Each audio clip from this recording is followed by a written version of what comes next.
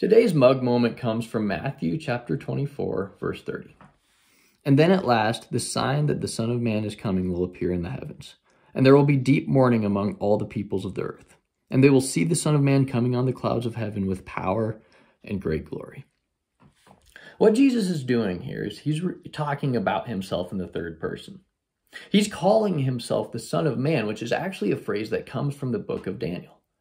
In Daniel, he prophesies that there will be a savior of the nation of Israel and a savior of the world who comes on the clouds and is called the Son of Man. So by calling himself this, Jesus is actually saying that he's the fulfillment of that prophecy. He's the savior of the world. But he doesn't just stop there.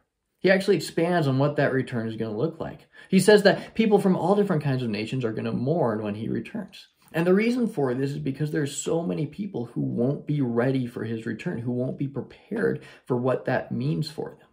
Because at that point, everyone will realize, wow, they missed it. They missed what's most important. They missed what really matters most.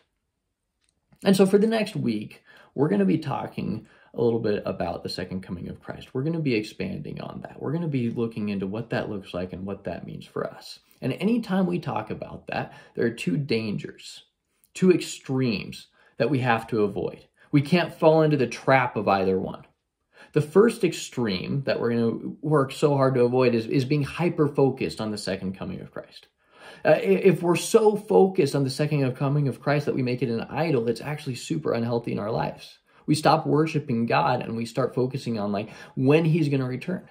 Even though later in the passage, he says no one knows that. No one can figure that out. The second extreme that we want to avoid is forgetting about his return altogether and ignoring eternity altogether. A lot of the time we can forget that this life isn't all there is. There's so much more to this life than just what is right here in front of us. It's a wisp compared to the eternity that's before us.